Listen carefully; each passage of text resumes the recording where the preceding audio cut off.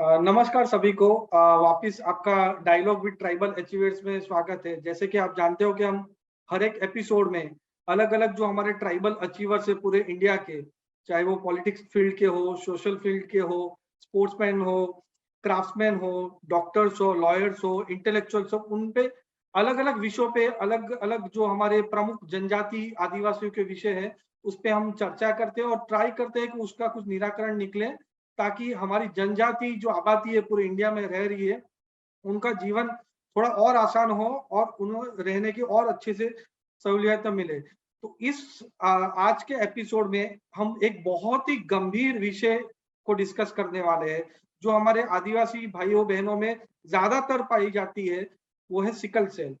ये विषय ऐसा है कि मेरे से भी दिल से एकदम जुड़ा हुआ विषय है, क्योंकि मेरे भी एक क्लोज फैमिली में मेरे भाई का देहांत सिकल सेल की वजह से हो गया था। और वो अपने परिवार को यहाँ ही रख के, बीवी बच्चे माँ बाप को रख के वो चले गए थे। तो ये सिकल सेल जो बहुत मात्रा में जनजाति में पाया जाता है, उसका हमको डिस्कशन करना चाहिए कि जनजाति का क्या में क्यों ये सिकल सेल है, ये डिजीज क्या है, उसका निदान कैसे हो सकता है, और ज्यादा से ज्यादा लोगों को इसकी ये जो डिसीज है उसका कैसे हम लोग अवेयरनेस फैलाया जा सके, उसके लिए आज हम लोग चर्चा करने वाले हैं। तो मेरे साथ आज डॉक्टर डेक्स्टर पटेल है, जो भरूच जिले से आते हैं।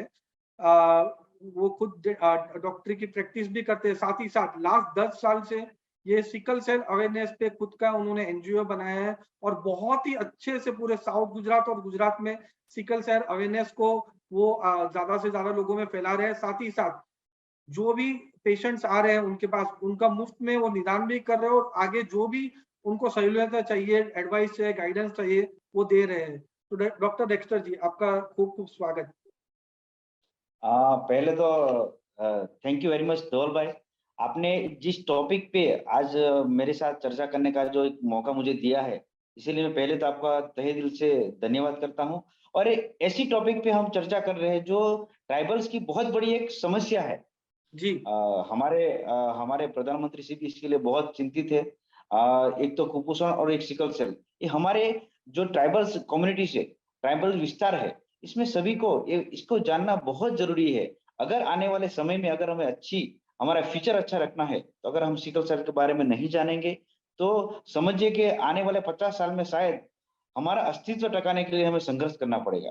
तो ये एक बहुत ही अच्छा पहल है आपकी तरफ से कि एक हम बात कर रहे हैं, क्योंकि देखिए हर एक रास्ता बातों से खुलता है और हमने ये शुरुआत की है, तो ये बहुत बड़ी अच्छी बात है। तो पहले तो आपका शुक्रिया अदा करता हूँ।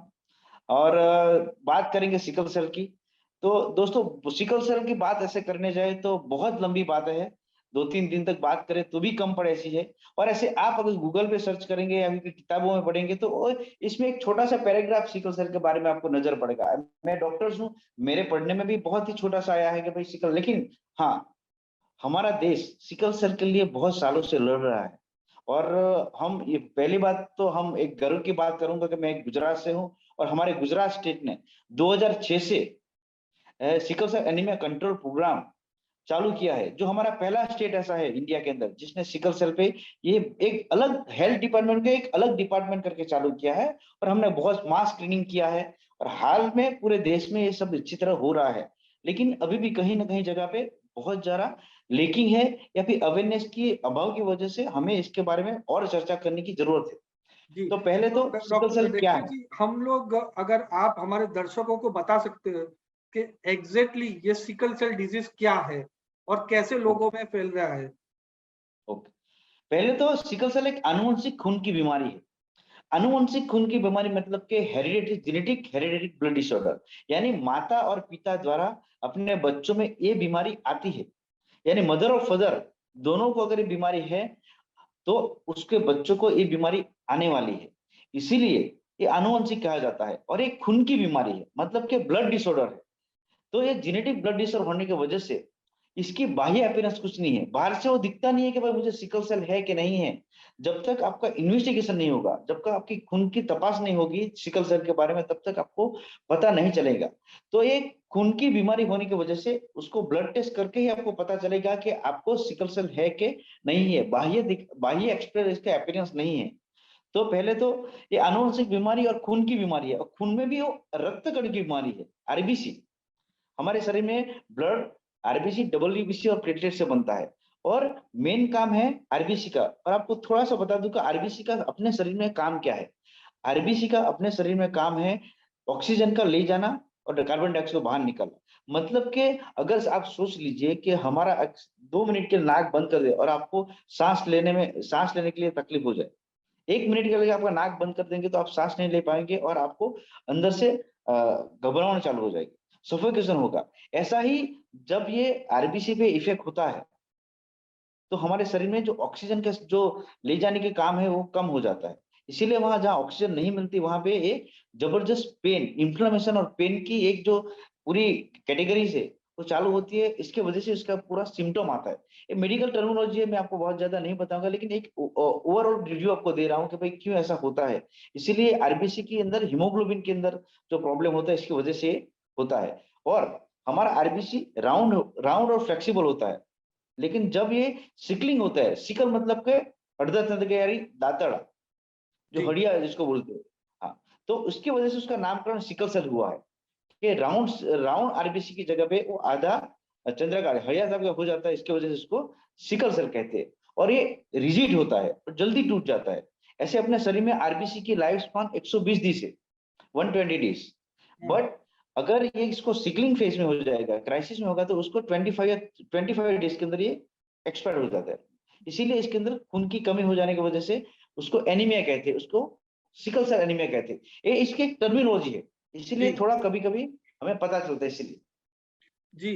तो डेक्स्टर जी, आपने बहुत विस्तार से बताया कि एग्जैक्टली सिकल सेल क्या है। तो मुझे ये जानना है कि इसमें भारी मात्रा में लोग अगर अच्छे से निदान नहीं हो, उसका टेस्टिंग नहीं करवाए, तो लोगों की मृत्यु तक ज्यादातर हो जा रही है। तो आप अगर हमारे दर्शकों को बता सकते हो कि ये टेस्टिंग से लेके निदान क्या-क्या हो सकता है, क्या-क्या चीज के, जो पेशेंट अगर सिकल सेल हो गया है, तो उसको क्या-क्या चीज का केयर रखना चाहिए? ओके, देखिए पहली बात तो मैंने बताया कि ये खून की बीमारी है, मतलब कि आपको ब्लड टेस्ट करवाना पड़ेगा।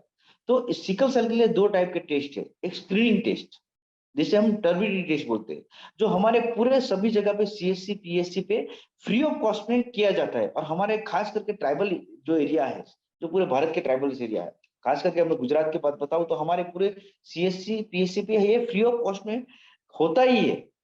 तो आपको अगर कोई तकलीफ हो कि ना हो, अगर आप ट्राइबल कम्युनिटी से आते हो या फिर वो विस्तार में रहते हो, भले आप ट्राइबल ना हो, आदिवासी ना हो, जनजाति समुदाय से ना हो, फिर भी अगर आपको खून की कमी है, जॉइंट पेन होते हैं, तो आपको करवाना ही चाहिए।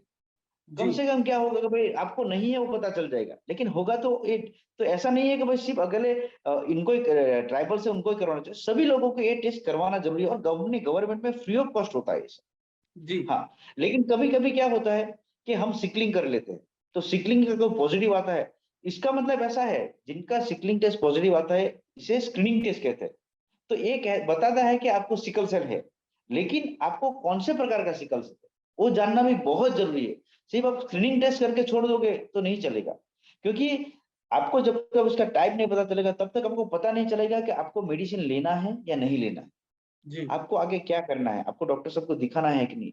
इसीलिए आपको दूसरा जो टेस्ट है कंफर्मेटरी, वो टेस्ट करवाना पड़ेगा, जिसे हम एचपीएलसी टेस्ट कहते हैं और एचबी इलेक्ट्रोफोरेसिस टेस्ट कहते हैं, जो हमारे हर एक डिस्ट्रिक्ट हॉस्पिटल के अंदर फ्री ऑफ कॉस्ट में होता है।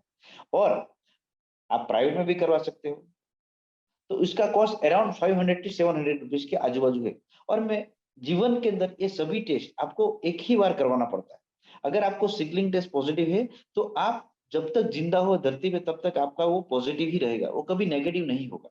हुँ, अगर आप सिकल सेल ट्रेट है तो हमेशा ट्रेट ही रहेगा, वो कभी डिसीज में कन्वर्ट नहीं होगा। कभी हुँ, कभी बहुत लोग ऐसे मानते हैं कि भाई हमको तो पहले 50% था अब 100% हो गया। It is not possible. अगर आपको जो भी है, ट्रेट है, डिसीज है या नहीं है, तो आपका जो स्टेटस है वो पूरी जब तक आप धरती पे जिंदा हो तब तक वही रहेगा, क्योंकि ये जेनेटिक क्रोमोसोमल डिसऑर्डर है और ऑटोसोमल रिसेसिव डिसऑर्डर है। इसकी वजह से आपको ये एक ही बार, बहुत से लोग ऐसे कहते हैं भाई हम तो गवर्नमेंट में नहीं जाएंगे, बहुत सारे लोग मुझे कहते हैं कि वहां बहुत लाइन लगती है। हो सकता है तो आप अपने लिए 500 रुपया खर्च करते हैं, क्योंकि जीवन में आपको एक ही बार वो टेस्ट करवाना है। तो ये मैं हमेशा कहूंगा कि आप HPLC ही करवाइए या HB इलेक्ट्रोफोरेसिस टेस्ट ही करवाइए। इससे आपको क्या होगा कि आपको थैलेसीमिया भी पता चल जाएगा, जी आपको सिकल सेल के साथ साथ थैलेसीमिया भी पता चल जाएगा, तो आपका दोनों स्टेटस पता चल जाएगा, तो ये आपके लिए बहुत अच्छा रहेगा, आपका फ्यूचर सेफ हो जाएगा। जी अब रही कंफर्मेटरी टेस्ट, तो कंफर्मेटरी टेस्ट आप करवाओगे तो इसके अंदर रिपोर्ट आएगा विदर आपको सिकल सेल ट्रेट है, आपको सिकल सेल डिसीज है, और हम अभी एक तीसरी सिकल सेल की जो वेरिएंट जो अदर ह्यूमैनिटी जेनेटिक थैलेसीमिया के साथ दे रहे हैं उसको सिकल बीटा थैलेसीमिया देख रहे हैं। यानी 3 वेरिएंट हमारे पास ज्यादा है उड़ीसा में, और दूसरी जगह पे और भी वेरिएंट है, लेकिन हमारे ज्यादातर 3 वेरिएंट है। एक सिकल सेल ट्रेट जिसे हम कैरियर स्टेज भी कहते हैं, जिसे हम एसिम्प्टोमेटिक स्टेज भी कहते हैं, और ये मिनिमम 95% लोगों को है जिनको सिकलिंग है, इसमें से 95% लोगों को सिकल सेल ट्रेट है जो एसिम्प्टोमेटिक है, जिनको कभी भी कोई सिम्टम इसके सिम्टम नहीं आ रहा है, कोई दर्द नहीं होने वाला, लेकिन ये कैरियर स्टेज है, वो अपने बच्चों को आने वाले आगे दे सकता है, हम इसके बारे में बात करेंगे। और दूसरा स्टेज है सिकल सेल डिसीज जो बहुत ही क्रिटिकल है, अगर हम इसमें अच्छी दवाई नहीं लेंगे, इस पे ध्यान नहीं देंगे, तो आपकी मृत्यु निश्चित है। ऐसा नहीं, देखिए मरना और जीना हमारे हाथ में नहीं है, ऊपर वाले के हाथ में, लेकिन हमें अच्छी हेल्दी जीवन जीना है, हम अच्छा हेल्दी जीवन जीना चाहते हैं, इसके लिए ये सब प्रक्रिया है। मरना जीने के लिए कोई प्रॉब्लम नहीं है, मरना तो हम भी मर सकते हैं, आप भी मर सकते हैं, मरने के लिए ऐसा नहीं है, क्योंकि वो ऊपर वाला जब नक्की किया होगा कि भाई हमें कब मरना, वो बात है, लेकिन हम जितना जिए अच्छा जिए, और ये सभी प्रक्रिया इसके लिए ही है। तो आपको अगर आप साकिब से सिकल सेल डिसीज है, तो आपको कंफर्म आपको मेडिसिन लेना है, उसके लिए फॉलिक एसिड है, हाइड्रोक्सूरिया है, आपको बहुत अच्छा पानी पीना है। आप पानी ही सिकल सेल वालों के लिए जीवन है, क्योंकि इसका जो सर्कुलेशन है, अगर आप ज्यादा हाइड्रेट जैसे रहोगे तो आपका सर्कुलेशन अच्छा रहेगा, वहां को ऑक्लूजन नहीं होगा, आपको पीन की कम रहेगा। इसीलिए सभी लोग बोलते हैं कि भाई सिकल सेल डिसीज वालों के लिए तो पानी ही अमृत समान है। हम सबके लिए पानी अच्छा है, लेकिन उनके लिए ज्यादा अमृत समान है। तो हाँ, जो ट्रीटमेंट पार्ट है वो डॉक्टर साहब, आपके जो डॉक्टर होंगे वो अच्छी तरह बता पाएंगे, क्योंकि हर एक की अलग अलग है, लेकिन मैं ओवरऑल आपको बता रहा हूँ, ऐसा नहीं है कि भाई आपको खुद मेडिकेशन करना है, आपको आपके डॉक्टर साहब की सलाह लेना है। हाँ, अगर आप कोई व्यसन करते हो तो मेहरबानी करके व्यसन छोड़ दीजिए, कोई पण टाइप का addiction it is not good for sickle cell disease warrior. आप अच्छी तरह अगर जिंदगी जीना चाहते हो तो सभी लोगों का पालन कीजिए, अच्छा पानी पीजिए, अच्छा आहार लीजिए, रिलैक्सेशन कीजिए, मेडिटेशन कीजिए।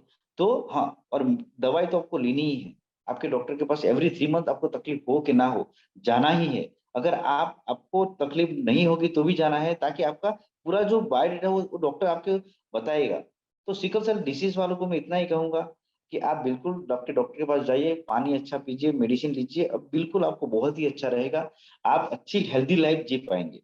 और रही बात सिकल सेल ट्रेट की, हम मोस्ट ऑफ हम हमारा अभी तक का हमारा एक्सपीरियंस है कि हम अभी भी सिकल सेल पे कंट्रोल नहीं कर पा रहे हैं। हमने बहुत सारे डिसीज पे कंट्रोल कर दिया, आज हमने कोविड पे भी कंट्रोल कर लिया, समझ लीजिए कि इतनी भयंकर बीमारी को, लेकिन हम सिकल सेल पे क्यों कंट्रोल नहीं कर रहे? सबसे मेन पार्ट है सिकल सेल ट्रेट, क्योंकि वो हमारे फोकस से दूर है, क्योंकि वो एसिम्प्टोमेटिक है, उसे कोई सिम्टम नहीं आने वाला है, वो बिल्कुल हमारी और तुम्हारी जैसे हेल्दी है, उसे कोई मेडिकली तकलीफ नहीं होने वाली। लेकिन जब ये मैरिज करते हैं, इसीलिए मैरिज काउंसलिंग, यानी हम कभी कभी कहते हैं कि भाई सिकल सेल कुंडली मिला के ही शादी कीजिए, ताकि आपके आने वाले बच्चों को सिकल सेल डिसीज ना हो, क्योंकि ट्रेट वाले और ट्रेट वाले शादी करते हैं, और इसके बाद क्या होता है कि दोनों, इसका 50% और इसका 50% बच्चे सिकल सेल डिसीज पैदा होते हैं, हाँ और यही हो रहा है अभी तक। और अनफॉर्चुनेटली मैंने 10 साल के अंदर अभी तक इतने पेशेंट देखे हैं, और अभी भी हमारे पास सिकल सेल बर्थ बच्चे आ रहे हैं, मतलब कि यही बताता है कि अभी भी हमारे पास वो कंट्रोल में नहीं है, क्योंकि अभी भी सिकल सेल बर्थ डिसीज वाले बच्चे पैदा हो रहे हैं, मतलब कि इनके पास अवेयरनेस नहीं है। तो इसीलिए हमें सिकल सेल ट्रेट पे भी बहुत फोकस करने पड़ रहा है, गवर्नमेंट को भी इस पे, क्योंकि ये लोगों तो देखिए जिनको कोई तकलीफ नहीं वो हमारे पास आता ही नहीं। अरे जिनको तकलीफ है वो नहीं आता टेस्ट करवाने के लिए, तो जिसको तकलीफ है वो तो ऐसा बिंदास, क्योंकि मैंने अभी तक 1200 तो 1300 कॉलेज में गाँव में लेक्चर दिया है, स्कूलों में लेक्चर, हमेशा बच्चों से बात करता हूँ, यंग यूथ से बात करता हूँ, हमेशा उनसे पूछता हूँ, और लेक्चर लेने के बाद बाहर जब निकलता हूँ तो कभी कभी थोड़ी ऐसी भी बातें होती है कि वो, कि साहब आपने तो हमारा एक कैरियर कैरियर चौपट कर दिया, ये अब हम किसी को सिकल सेल निकल गए तो क्या करेंगे? और ये बात भी सही है कि अगर किसी को बोलते हैं कि इसको सिकल सेल है, विदर इट इज ए ट्रेट और डिसीज, लेकिन क्योंकि अवेयरनेस नहीं है हमारे अंदर, कि भाई क्या किया जाए। तो कभी कभी आप भी गुजरात से हो, मैं भी गुजरात से, तो हमने तो देखा हुआ है। तो कभी कभी एजुकेटेड लोग भी अगर कोई सामने, खास करके हमारी जो फीमेल कैरियर है, जो ट्रेट है या डिसीज है, अगर घर वाले बताते शादी के लिए कि भाई हमारी बच्ची को सिकल सेल है, तो बिल्कुल वो शादी तोड़ देते। जी इसीलिए लोग छुपा देते कि भाई मेरे को सिकल सेल है, छोड़, शादी के बाद जो होगा देखा जाएगा। तो ये क्यों छुपाते हैं कि भाई मैरिज में प्रॉब्लम होते हैं, साइकोलॉजिकल सोशल दोनों प्रॉब्लम होते हैं। हम्म तो एक कब दूर होगा जब पूरी समाज, पूरी कम्युनिटी इसके बारे में जाग रहे हैं कि भाई सिकल सेल डिसीज कोई बड़ी बीमारी नहीं है, ट्रेड कोई बड़ी बीमारी नहीं है। क्योंकि हमारे पास इतना नॉलेज नहीं है, अवेयरनेस नहीं है इस सब के लिए। और पूरे समाज को इसके लिए जागरूक होना पड़ेगा। जिनके घर में सिकल सेल है, इसके लिए इसको नहीं बोल रहा हूँ, जिनके घर में नहीं सिकल सेल उनको ही बता रहा हूँ कि आपको इसके बारे में जानना पड़ेगा। तभी हम एक हेल्थी समाज की रचना कर पाएंगे। जी और ये जो कॉम्पिटिशन जो हो रहे हैं, लोग छुपाते हैं, इसका मेन रीजन यही है। और इसकी वजह से बाद में शादी के बाद ये डिसीज वाले बच्चे पैदा होते हैं। और बाद के अंदर, क्योंकि देखिए, माँ बाप के लिए सबसे बड़ी कठिन परिस्थिति अपने बच्चों को पीड़ा में देखना है। अगर आपका और मेरे बच्चों को कोई तकलीफ फीवर भी आ जाता तो हम रात को सो नहीं पाते। तो आप सोचिए, बच्चे को जब क्राइसिस पेन होगी, वो पेन इतना होता है कि डिलीवरी से भी ज्यादा खतरनाक पेन होता है वो। जी सिकल सेल डायसिस, इसका पेन इतना डेंजर होता है कि आप सोच नहीं सकते। वो वही बता पाएगा जो इसको फील कर रहा है या फिर वो पीड़ित है। हम तो सिर्फ डॉक्टर्स, या फिर हम बोलते हैं ठीक है अच्छा हो जाए, क्योंकि जब उसको क्राइसिस नहीं होती तो बिल्कुल वो हमारे जैसा लगता है। तो हमारे जैसे लोग ऐसे बोलते हैं, ये तो यार ऐसे बहाना करता है, ये तो पूरा दिन घूमता रहता है, इसको तो कोई है ही नहीं तकलीफ। लेकिन जब उसको क्राइसिस होती है, और क्राइसिस कब होती है, क्राइसिस हम सिकल सेल क्राइसिस हम उसको बोलते हैं जब सिकल सेल डिजीज वाले को जो नॉर्मल परिस्थिति से और डिजीज स्टेज में चला जाता है। जब उसको एक सिकलिंग, जो राउंड जो आपने बोला था आरबीसी, वो सिकल से होने जाता है, उसको क्राइसिस बोलते हैं। वो कब होती है कि भाई आप हाई एल्टीट्यूड में जाओगे, बहुत ज्यादा हार्ड वर्किंग कर लोगे, जहां ऑक्सीजन की कमी है ऐसी जगह पे जाओगे, अगर आपको कोई इन्फेक्शन लग गया है तब जाओगे। ऐसी बहुत सारी परिस्थिति है, इसमें एक क्राइसिस होने की शक्यता है, और इसके बाद ही ये सब कॉम्प्लिकेशन चालू होती है। धीरे धीरे क्राइसिस बढ़ती जाती है, और इसके अंदर ऑन एंड के डैमेज होता रहता है। ऐसा नहीं है कि भाई एक बार क्राइसिस होगी तो डैमेज होगा, नहीं। आप जब से पैदा होते हैं तब से आपको धीरे धीरे डैमेज होता रहेगा, डैमेज होता रहेगा। इसके बाद ऐसे ही हुआ है कि जहां जहां ऑक्लूजन होगा, तो आपको सीवी स्ट्रोक हो सकता है, चेस्ट में हो सकता है, हार्ट अटैक आ सकता है, बोन खराब होता है, एवियन हो जाता है, एवियन नेक्रोसिस होता है। यानी जहां जहां खून हमारे शरीर में है, नील टू टो, ये कहीं भी आपको ऑक्लूजन करके आपको नुकसान कर सकता है। जी और अगर आप इस तरह इसका ध्यान नहीं रखोगे तो आपकी मौत इसकी वजह से हो सकती है। इसीलिए ऐसा नहीं है कि भाई सिकल सेल डिजीज वाले मर ही जाते हैं। मैंने 90 साल के आदमी को भी देखा है, वो अच्छी हेल्दी जीते हैं। लेकिन ये आपको ध्यान रखना जरूरी है। जी आपने बहुत विस्तार में बताया कि ये एग्जैक्टली डिसीज क्या है, इसका निदान कैसे कर सकते हैं, और क्या क्या इंपॉर्टेंट चीज पे जो सिकल सेल से पेशेंट है उसको ध्यान रखना चाहिए। डेक्स्टर जी, मेरा आखिरी सवाल ये है कि ये सिकल सेल अवेयरनेस और उसके ट्रीटमेंट के लिए सरकार क्या क्या कदम उठा रही है, अलग अलग ऑर्गेनाइजेशन क्या क्या कदम उठा रही है, और आपकी खुद की एनजीओ जो इसमें 10 साल से काम कर रही है वो क्या कदम उठा रही है? क्योंकि जो हमारा भारतीय जनता पार्टी का ट्राइबल मोर्चा और ट्राइबल हमारा यूनियन गवर्नमेंट का मिनिस्ट्री है, वो इसको अभी वॉर फुटिंग पे ले रहा है कि इसको एकदम अवेयरनेस, हर एक जनजाति के लोग हैं और बाकी भी लोग हैं, वो अवेयर हो, और इसकी treatment right from testing to treatment कैसे की जाए, इस पे हम लोग एक अभियान चलाने वाले हैं। तो इस पे आप थोड़ा प्रकाश डालें। हाँ, पहले तो बाद में एक इम्पोर्टेंट चीज बता रहा हूँ कि गवर्नमेंट ने इस वक्त आरपीडब्ल्यू एक्ट 16 की तहत सिकल सेल को भी इसके अंदर, अपंगता का जो सर्टिफिकेट है इसके अंदर इसने ले लिया है। जी हाँ, तो ये बहुत बड़ी बात है कि भाई एक सिकल सेल डिसीज को भी आरपीडब्ल्यू एक्ट के तहत बहुत सारी फैसिलिटीज मिल रही है। वो ये फैसिलिटीज आपको अभी ऐसा लगेगा कि भाई चलो कोई सिर्फ पास के लिए नहीं है, ये आपके एजुकेशन में काम लगेगी, आपको जॉब में काम लगेगी, आपको आने वाले फ्यूचर में आपको बहुत सारी मदद करेगी। यानी आरपीडब्ल्यू एक्ट 16 के अंदर ये सिकल सेल को भी लिया गया है, डिसीज को भी। तो ये बहुत ही पहले तो बहुत आवकार और एक वेलकम स्टेप है। जी दूसरी बात ऐसी है कि हमें अवेयरनेस के बारे में पहले तो अ, क्योंकि देखिए, अवेयरनेस सिटी वालों को तो आ जाएगी, लेकिन गांव वालों में बहुत तकलीफ है। रूरल इंडिया के अंदर आप जाओगे तो पहली बात को, आज मैं भी जाऊंगा कोई पेरिफेरी गांव के अंदर, तो मुझे लोग सुनेंगे नहीं, क्योंकि वहां की एक अलग भाषा है, वहाँ का एक अलग कल्चर है। तो मैं ऐसा करता हूँ, मैं अपने अनुभव बता रहा हूँ, तो मैं गांव में जाता हूँ तो वहीं के 2-3 लड़कों को एक बार तैयार करता हूँ वॉलंटियर्स की तरह से, कि भाई उनकी, क्योंकि हमारे यहाँ बहुत सारे, ऐसा नहीं कि गुजरात में भी हमारी 25-30 भाषाएं है आदिवासी, दोड़िया समझ लो, चौधरी समझ लो, भील समझ लो, जी बहुत सारी, यानी हर एक स्टेट के अंदर ऐसी भाषा होगी जो शायद हमें पता तो चलेगी लेकिन बोलना नहीं आता। और जब हमें बोलना नहीं आता तो हम पे लोग भरोसा नहीं करते, भरोसा करके वो, अब ऐसा नहीं कि ये तो कोई आउट स्टेट, जो आउट का आदमी है। आज मैं भरूच से जाऊंगा और एकदम रूरल में जाऊंगा तो मुझे देहाती भाषा नहीं आती, हाँ मुझे समझ में पूरी आती है, लेकिन तो क्या है कि भाई उनकी लैंग्वेज में क्योंकि उनको समझाएंगे तो वो ज्यादा इफेक्टिव मुझे ऐसा लग रहा है कि शुरुआती स्टेज में नहीं, लेकिन आज मैं ऐसा सकता हूँ कि उनकी लैंग्वेज में उनको जो जिसे उनको जिस भाषा में समझ में आती है वो भाषा उनको मैं उनको समझाना पड़ेगा।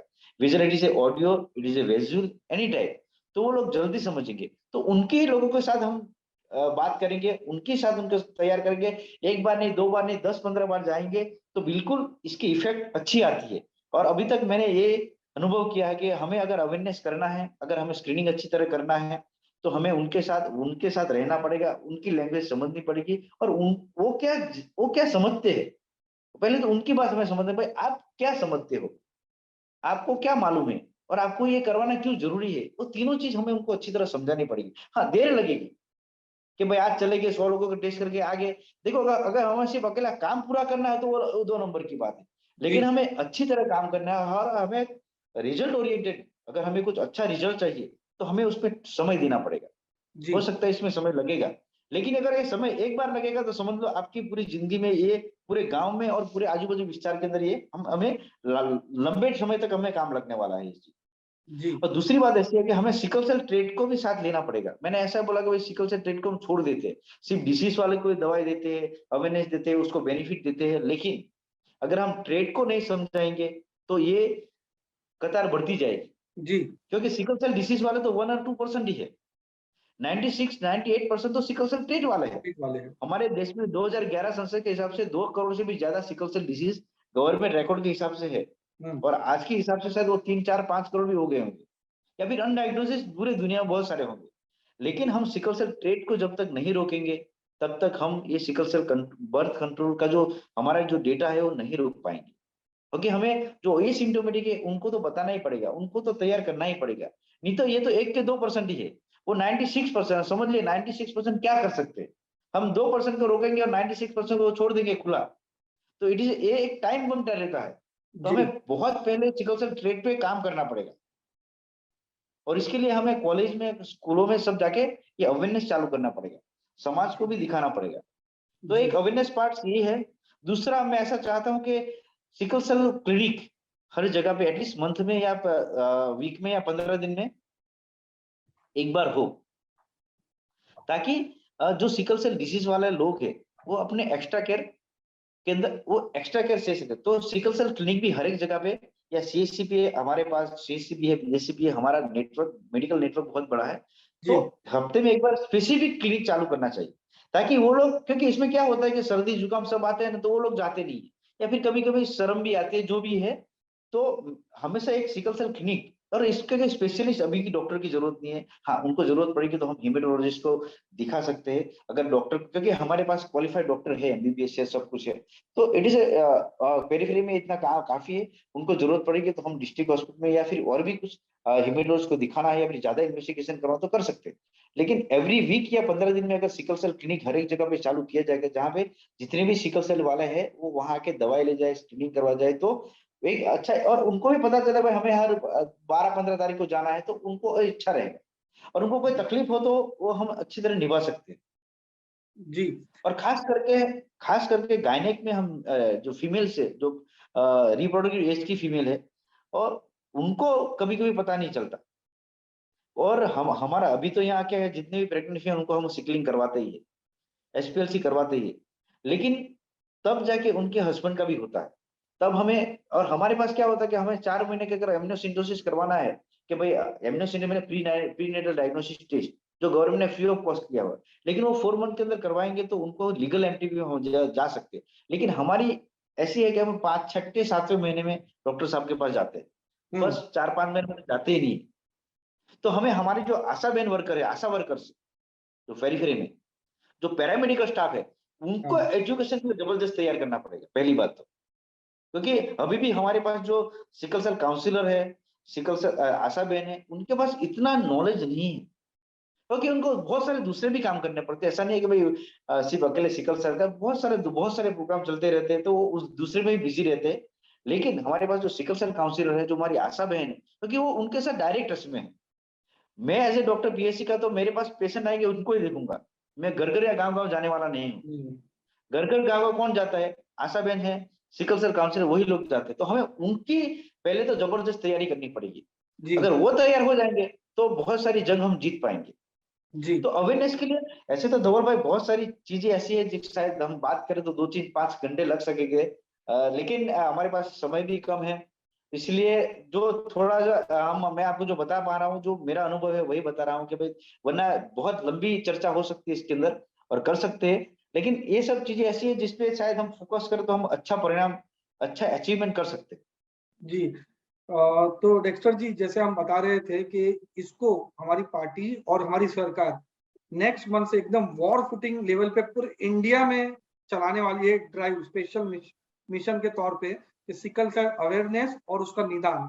तो हम चाहते हैं कि सब पार्टियां, सब एनजीओ, संगठन, इंडिविजुअल्स, आपके जैसे अनुभवी डॉक्टर, हम लोग सब साथ आए और इसको ये पूरी ड्राइव चलाए, ताकि हमारे जितने भी जनजाति भाइयों बहनें हैं और बाकी भी लोग जिसमें ये सिकल सेल है, उसको हम लोग पूरे एंड टू एंड निदान करने में मदद हो सके।